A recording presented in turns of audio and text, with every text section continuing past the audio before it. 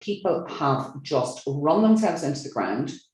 They're trying to be so many different people in one day to so many others. And then they're trying to do the best for their children by bringing them to every activity. Let them experience every single thing there is. And at the end of the week, there's nothing left. The tank is empty and they are absolutely exhausted, but they're pissed off, they're frustrated, and underneath, they're kind of probably a little bit angry. People are actually damn angry because really and truly, there's so many things they want to do for themselves, but they just haven't got the time. They haven't got even the money, perhaps some people, but mainly it's around the time and the amount of stuff that they're giving to their work and to their families.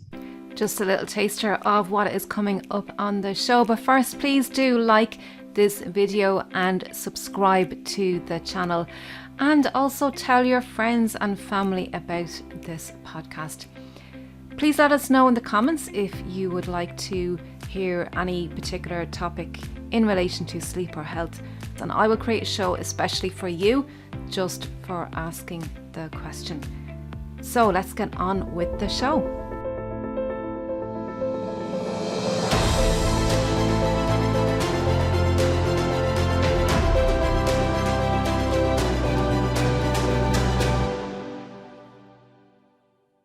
Welcome everybody back to the Empowering Family Health podcast. Today on the show, I'm really delighted to have an exceptional lady, Jo Flood.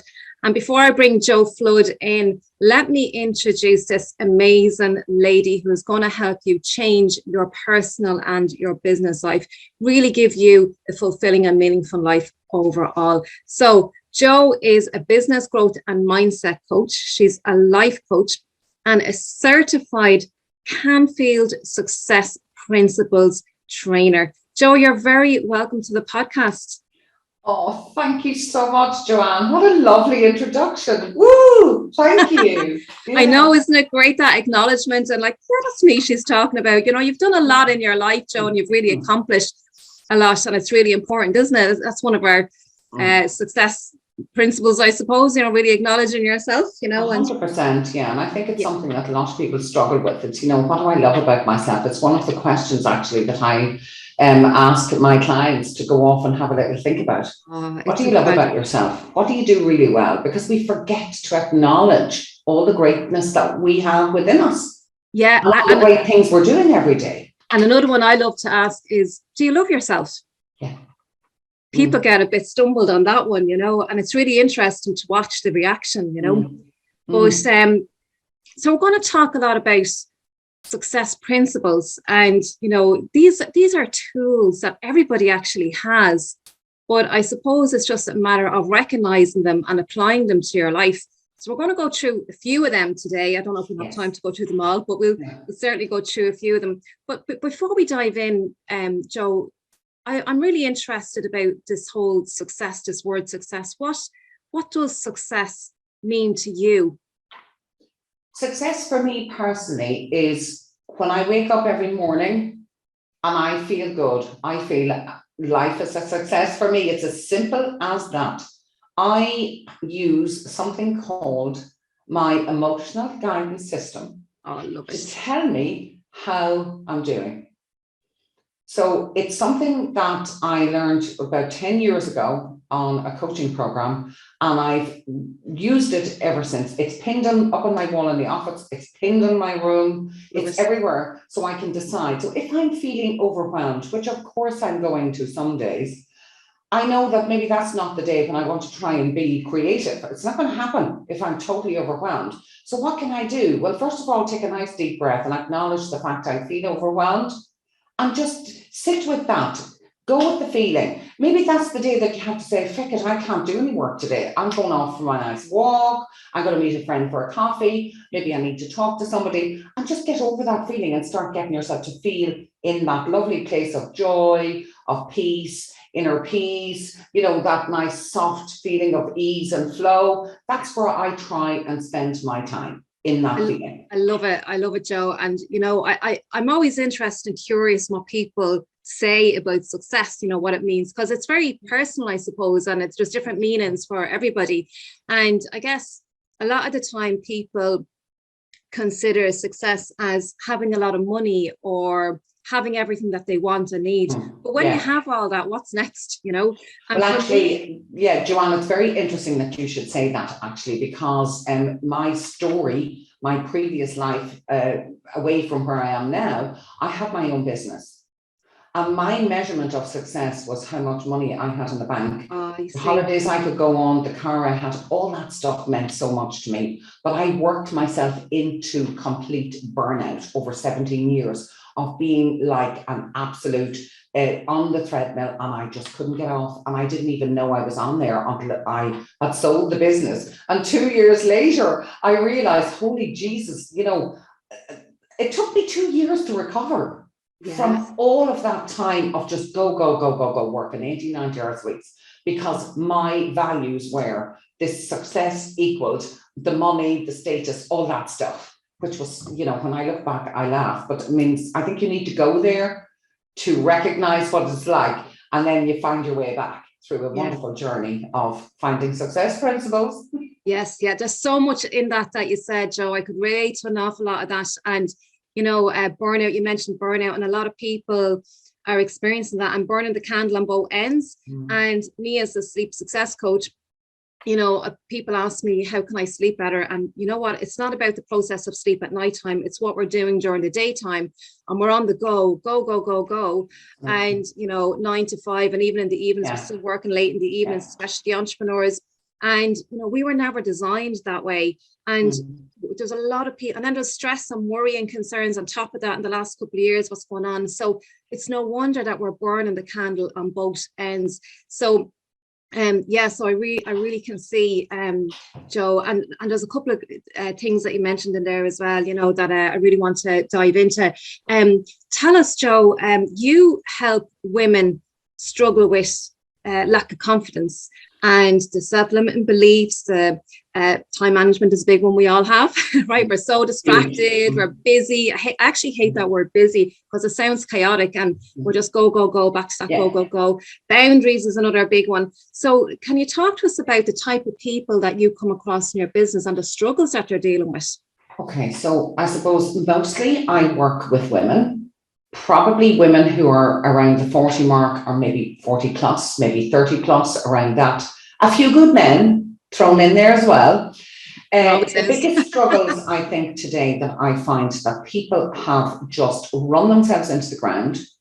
They're trying to be so many different people in the one day to so many others. They're trying to be a mother, they're trying to be, you know, an employee or an entrepreneur, or all of these things. And then they're trying to do the best for their children by bringing them to every activity. Let them experience every single thing there is. And at the end of the week, there's nothing left. The tank is empty and they are absolutely exhausted, but they're pissed off, they're frustrated, and underneath, they're kind of probably a little bit angry. When I get kind of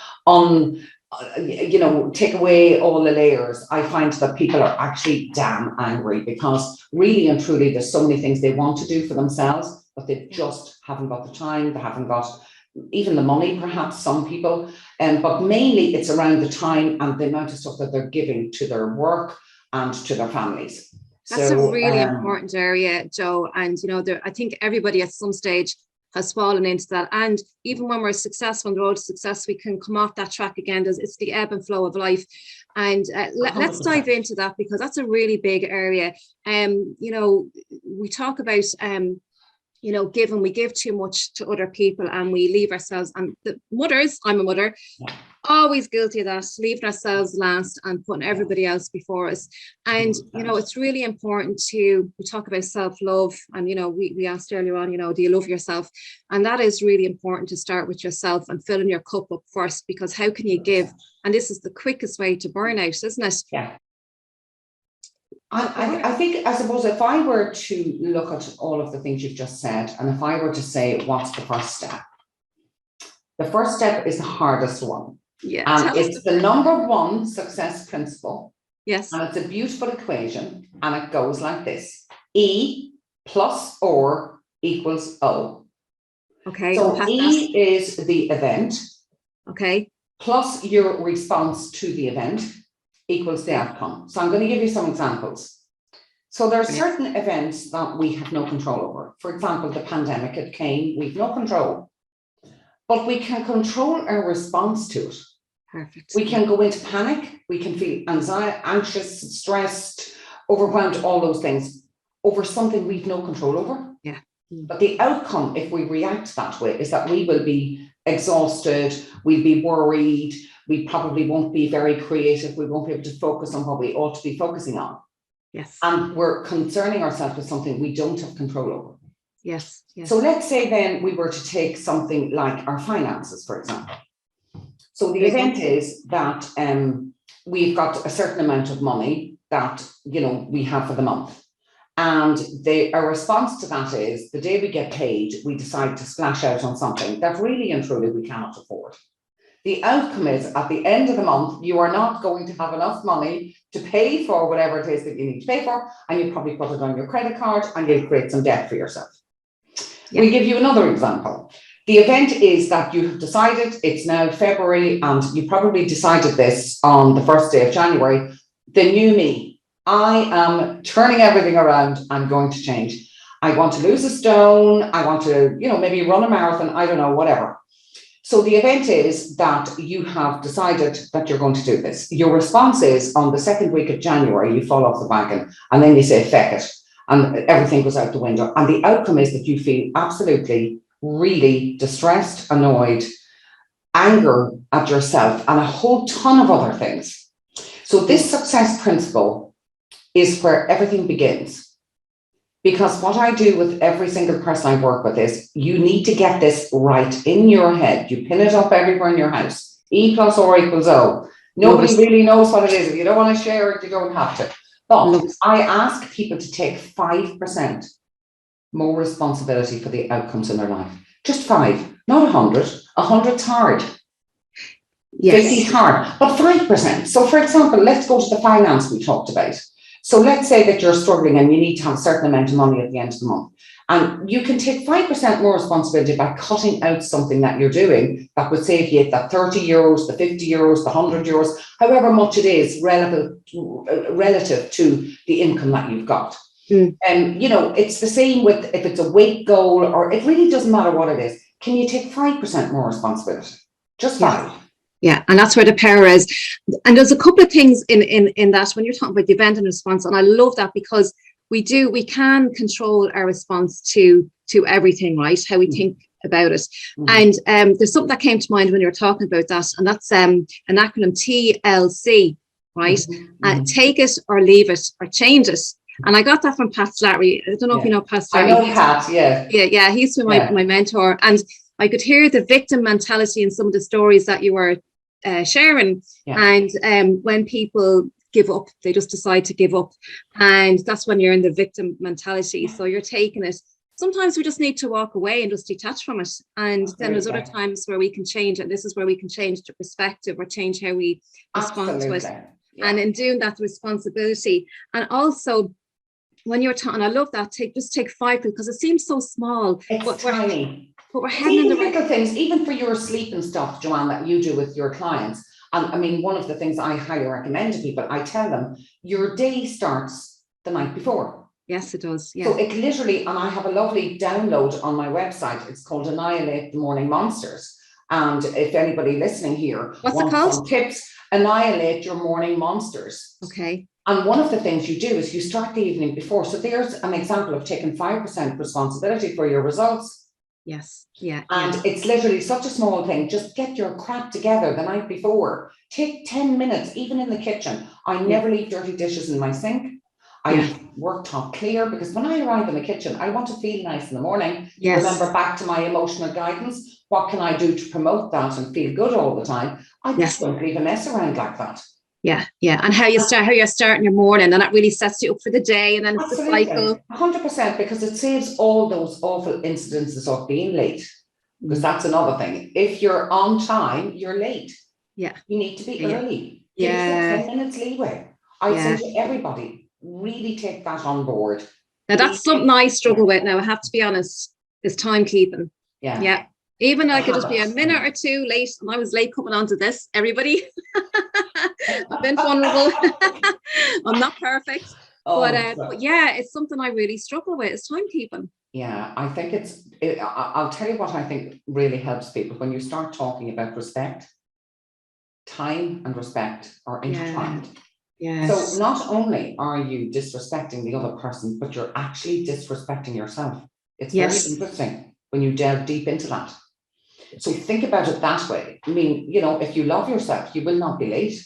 Yes. You owe it to yourself to be on time and to show up.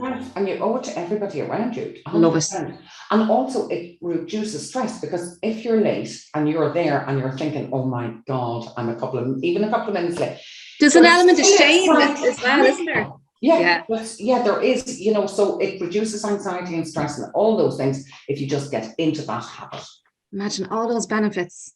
All those 100%, benefits. 100%. And another really huge one that I totally think everybody really needs to take on board, particularly Irish, I say, but I'm sure it's a global thing, is saying no. I have a huge big thing again, saying yes to no.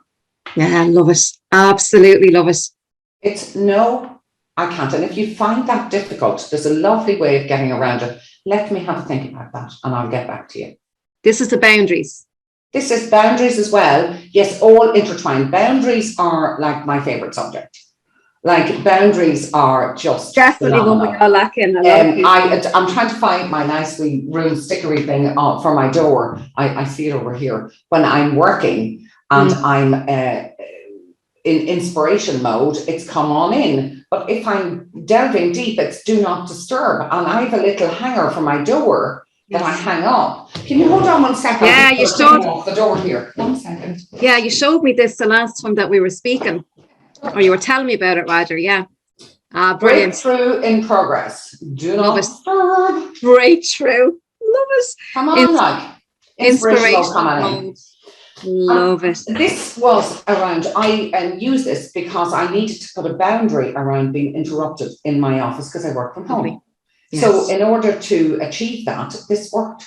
I was putting a little step ladder thing in front of the door so people had to trip over it to get in, but they still people just managed to do that, trip over it. I mean, I have an arrow above the thing in the door pointing down to the notice, but it's mainly around family. So everybody knows now, just don't go in because she's probably doing something that she, it's yeah. That's a great step. It's such a simple boundary. It's like, it's things like if I'm in the bathroom or say in our house, people going off to different areas. Like if the door is closed, we don't disturb each other. But if the door is open, we'll go in.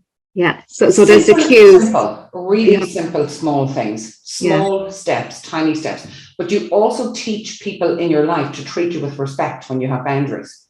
Yes. And you do get more respect when you have your boundaries. 100%. And I found that a couple of weekends ago, I had people ringing me and messaging me, and it was business related on a Saturday and Sunday. And I have a young child, and I value, you talked about values earlier on, and I value my time with my daughter.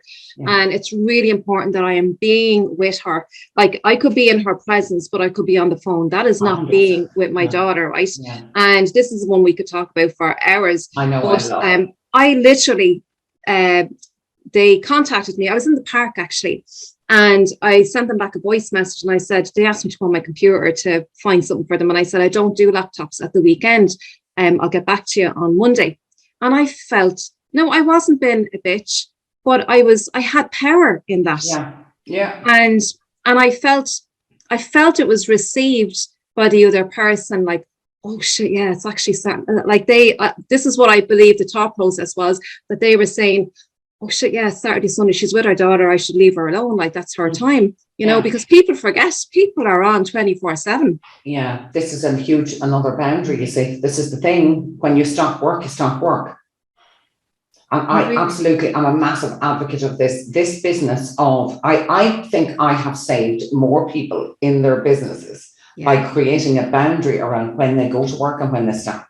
Yeah. Because if you don't feel that you've finished, and this is, I think, the biggest mistake that entrepreneurs and solopreneurs and people that work in environments where they're on their own and they're more kind of flexible with hours and stuff, one of the biggest mistakes is not having a boundary around the time you finish. Yeah. If you're going out and working for somebody else, you close the door, you go home, and you know that you're not back the next day, you're not thinking about work. And that, I think, is the hardest thing to do. but it's really important. You can't be on your phone the whole time. Yes. 100%. I just don't do it anymore, even social media in the evenings and stuff. And I used to be very much into Twitter and Twitter hours and stuff like that. And I just find it very irritating. It riles me up for the night. So I just don't do it. Yeah. It impacts on my sleep. I know I don't feel the same. It's a different vibe.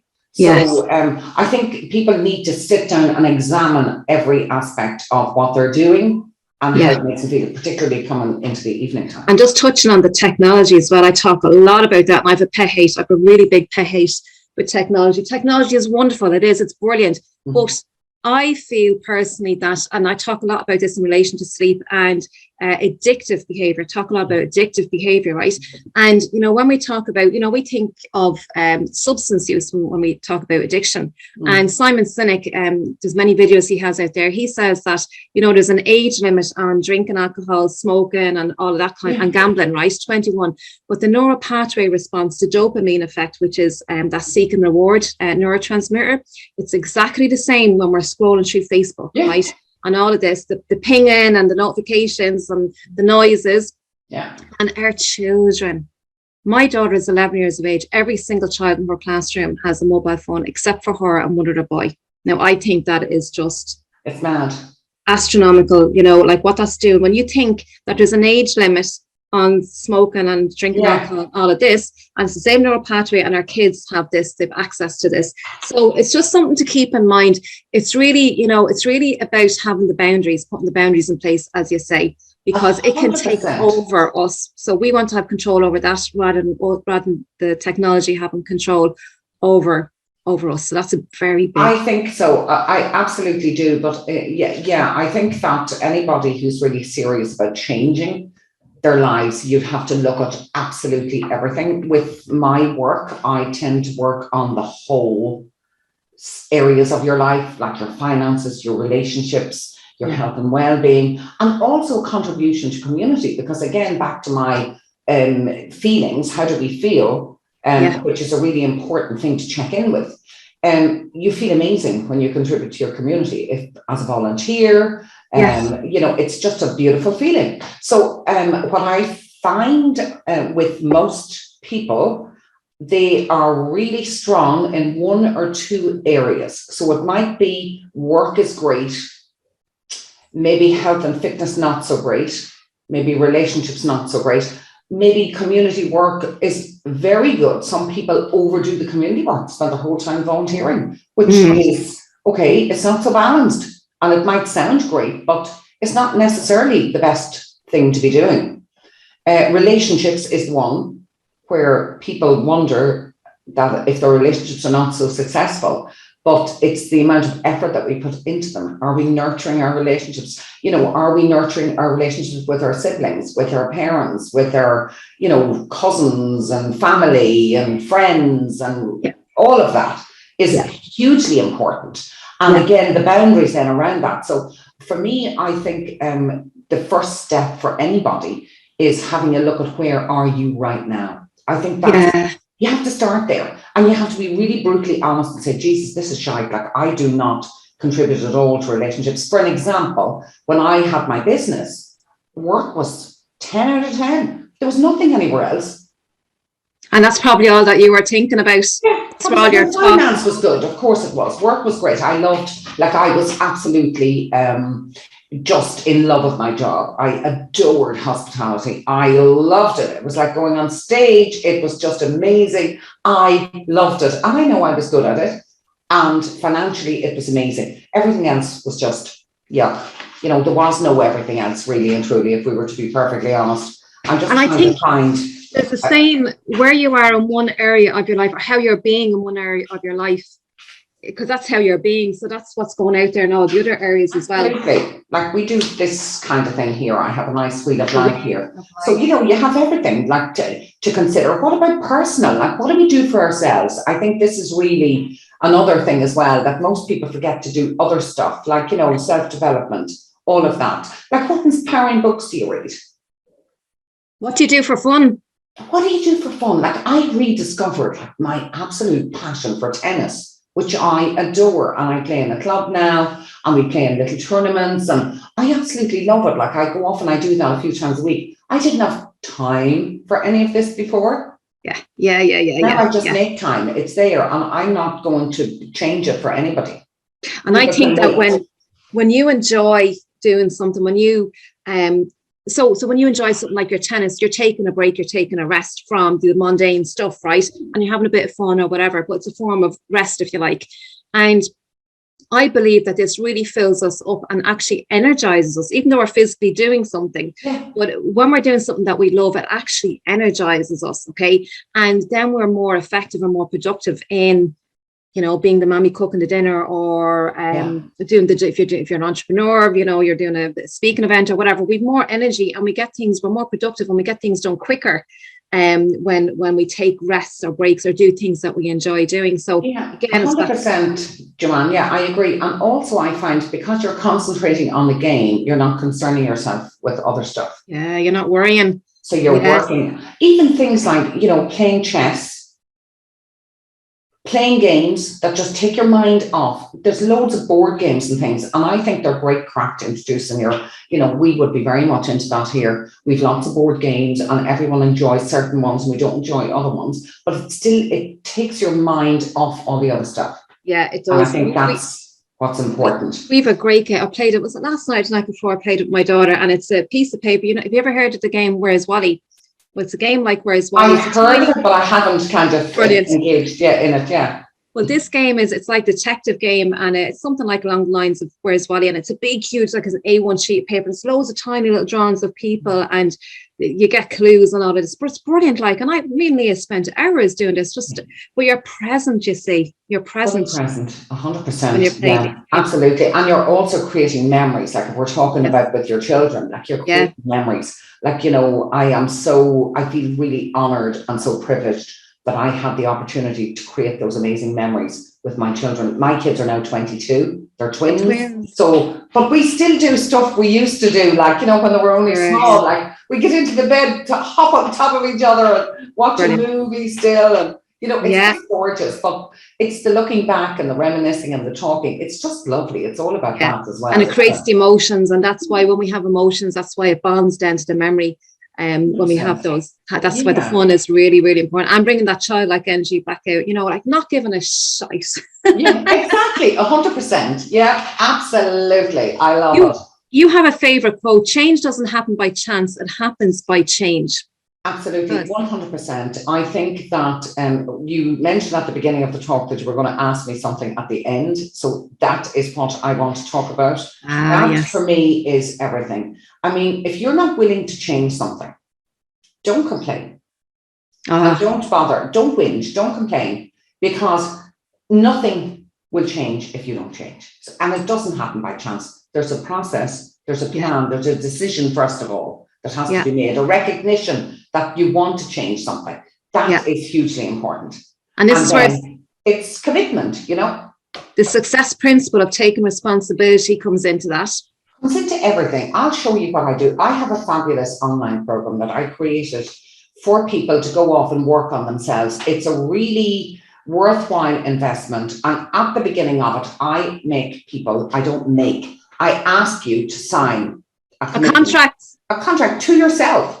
Lovely. So that you're going to make a commitment, you know, and if it, you know, life doesn't happen by chance. It does happen by change, and you do have to change things, and maybe things that you don't really want to change. Maybe things that you're doing that are not supportive, that you might enjoy them, but they're not supportive. There's a lot of women, we say, for example, at the moment, I read something over the weekend about it was actually to do with fatty livers. In fact, now I can remember, and they were talking about the number of people who come home from work, and because they're just so under pressure, they come in the door and have a glass of wine. Oh, yeah. Yeah. And it's lovely, and I deserve it because I've worked really hard all day. And then into a habit then. Let's have another one.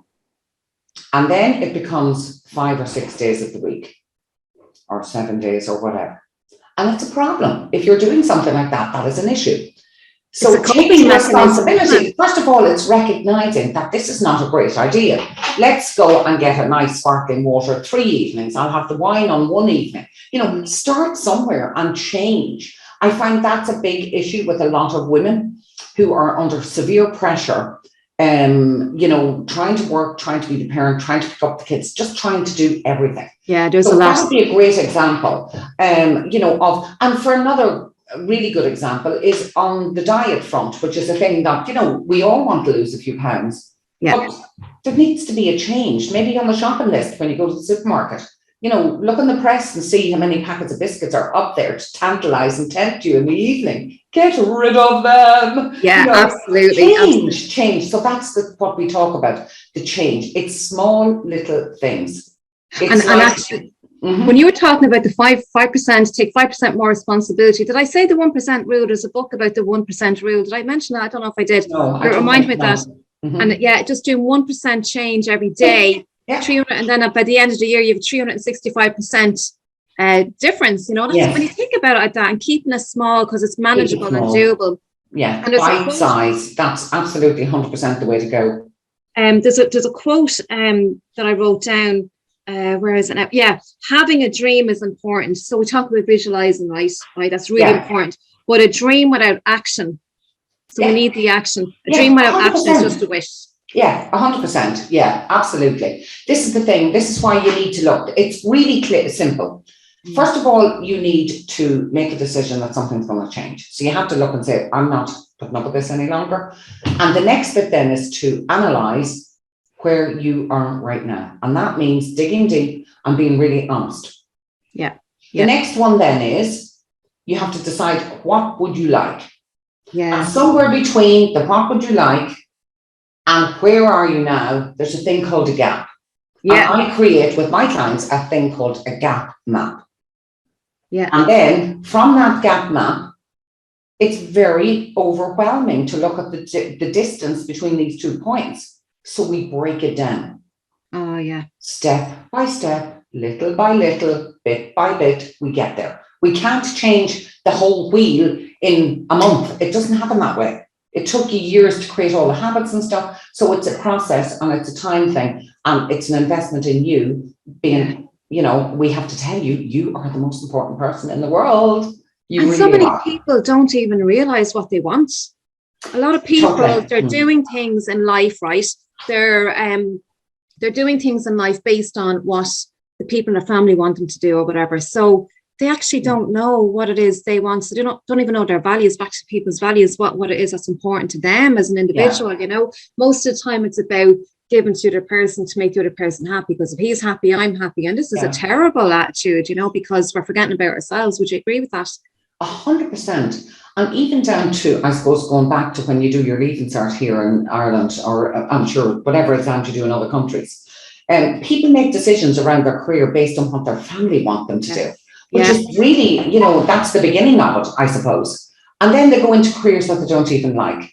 So, and it's hard because, to give you an example, my own daughter, she graduated from Maynooth University.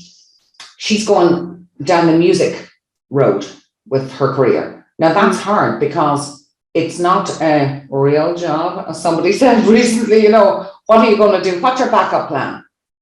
Yeah. She said, my backup plan? If I have a backup plan, I don't believe in my own ability to succeed.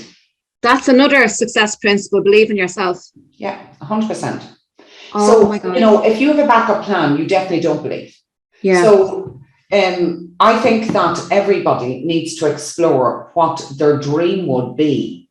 Even, it doesn't matter what age you are, you can change. I have seen people in their 60s go do stuff that they never thought was possible. I help people think way beyond what they ever thought was possible.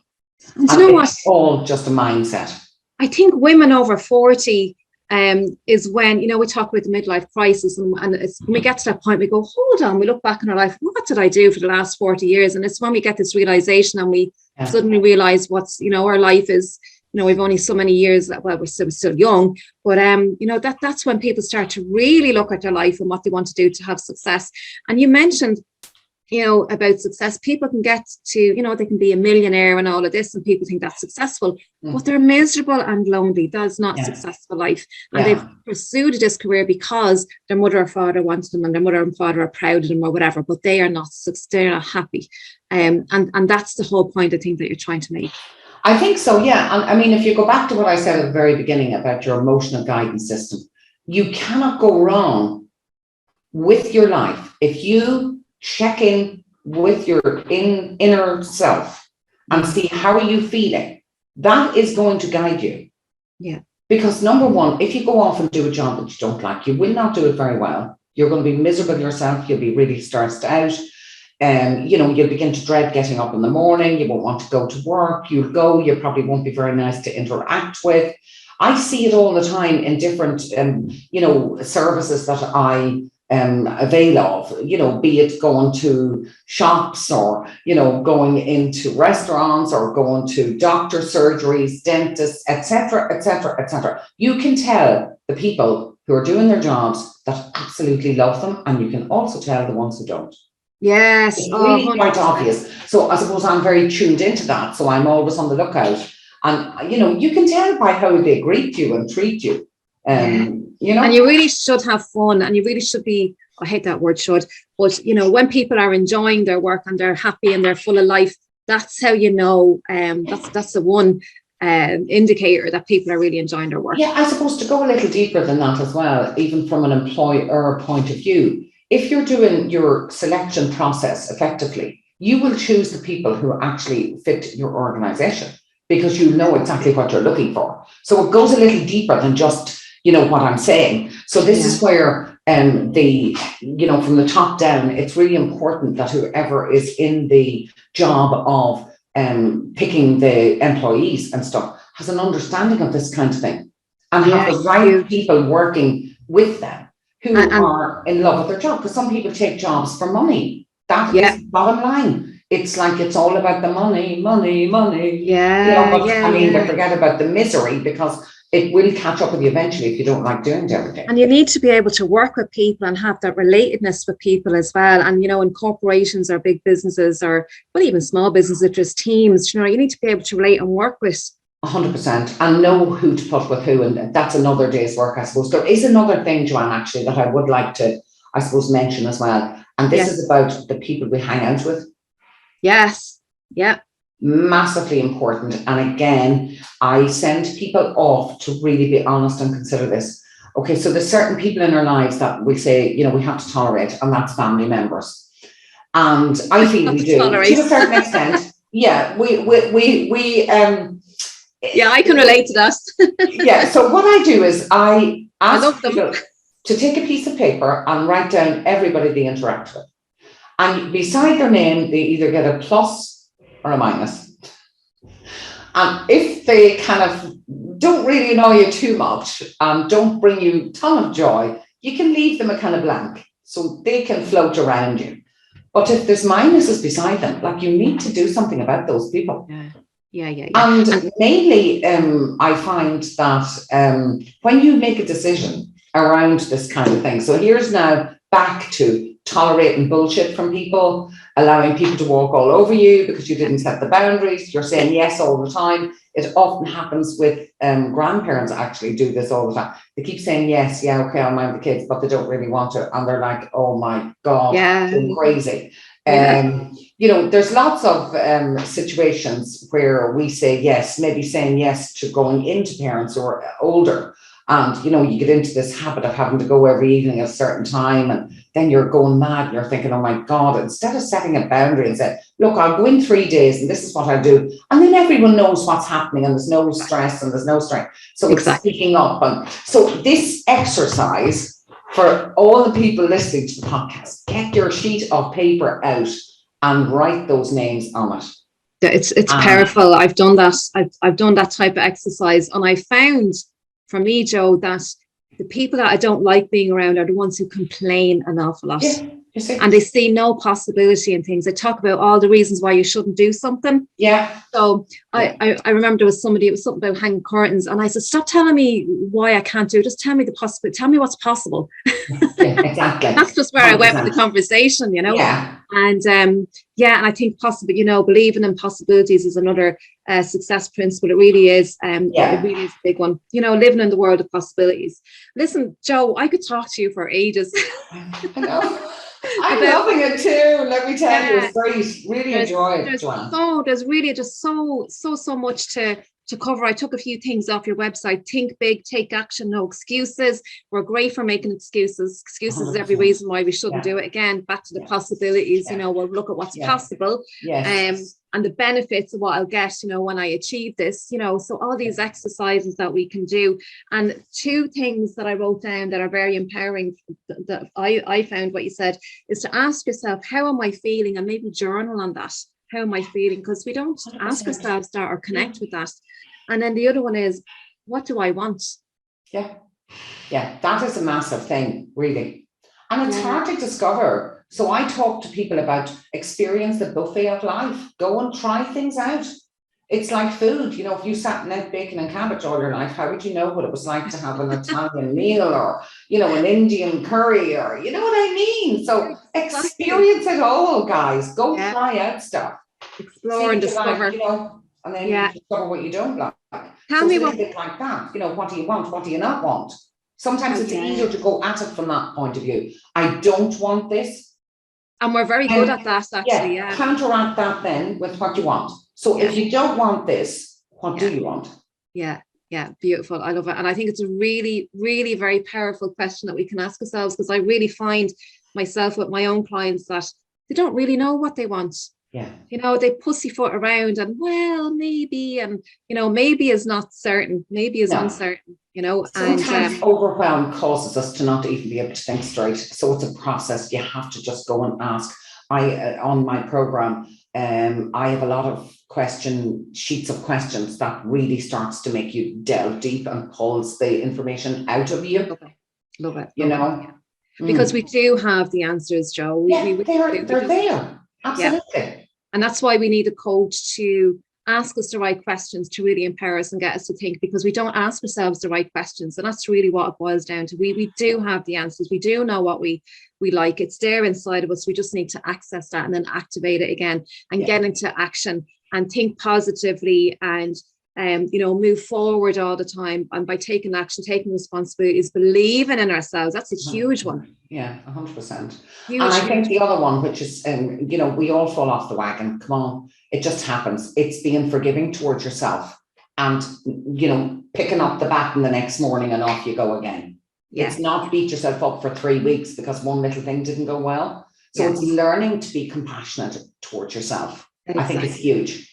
Yeah, and being kind to yourself. That's something I really live by, you know, and really acknowledging yourself when you do achieve something in your life, you know, even if it's something small, you know. I always acknowledge myself after doing these podcast interviews. So I'm going to go off now later on and have a mocha. That's always I did it. Honest to God, like, you know, it's just something so small, but it keeps me going, it keeps me filled up. And I'm going, you know what, Johann, you're doing a great job there, you know, and give yourself a pat on the back. And it's just so small, you know. But listen, Joe, tell us the name of your course, your program, how people can work with you to do one-to-ones. Just tell us a little bit before we wrap up. Okay, so the first place to go is go to joeflood.com. Really nice and simple. It's joflood.com. My program is called Rise Up, License to Soar. It's an online program. It's €149. Wow. And you also get a call with me. So you have a 30-page workbook. You have an online program and a call with me for €149. Brilliant. Because I want to share this with the world. Everybody needs to it'll get you started, it'll get you going, and it'll make you definitely change your mind about, you know, where you are now and make you look at where you want to go. Brilliant. I'm on LinkedIn. Again, my name is very easy, Joe Flood. You'll find me. If you Google up that, you'll find me. It's joeflood.com, and that's the program. You can also work on me one-on-one if you want to. I do 3-month programs, I do 6-month programs, and I do 12-month programs.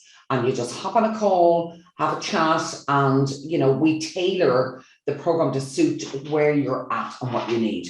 Oh, But I show people how to grow their business and make a hell of a lot of money after spending definitely 6 months. I think people need at least 6 months working with me quite intensely. And I've shown people how to grow their business to full practices. Wow. In the space of 12 months.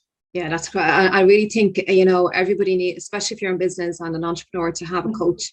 You know, because the accountability is huge. We can just get lost so easy. And, you know, it's about keeping you on track. And we do have the 100%. And I also think even in life, I think that we are coming around to this way of thinking here in Ireland. It's certainly the way of thinking in the States. Pretty much everybody over there has a coach. And I think it's huge. I have a coach myself, always. Yeah, I do too. Always in communities. And the reason that I do is because we need somebody outside of our family and our friends and all of that we can really be honest and open and talk to. Oh yeah, absolutely. You know? Absolutely. And they can see things that we can't. And and that's it. Yeah. And it's the same, like I can see stuff in other people and they can see stuff in me that I can't see in myself. It's just mad. But anyway, that's how we are as human beings. Listen, Joe, I'm gonna wrap it up and say thank you so much, Joe. If I just want to, I know you've given us some great nuggets, you've given us loads of great nuggets, but if I can ask you for maybe one of your favorite ones that you can leave us to empower people to go off today now, an empowering thought or maybe a little exercise that they can do. I think the number one is the change doesn't happen by chance, it happens by change. Something has to change. I would say to people who are watching or listening to the podcast, go and ask yourself, what do I want? Yeah. Take the sheet of paper out and you will struggle to write down what you want. Then make the list of what you don't want. That is the key thing. Start writing that list down. This is what I don't want this. I don't want this. And on the other end of the page, write down what you do want. At least that will give you some clarity. Make a decision to invest in yourself. That's what I say. Whether it's with me or with somebody else, it doesn't matter. Invest in you. You deserve it.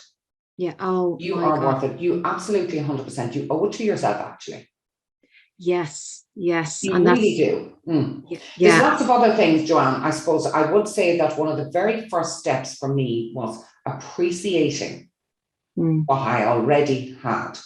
I never really appreciated everything in my life. I have a gorgeous house. I have 2 beautiful children. I am healthy. I have my health. You know, I live in an area of incredible beauty. I have beautiful walks on my doorstep.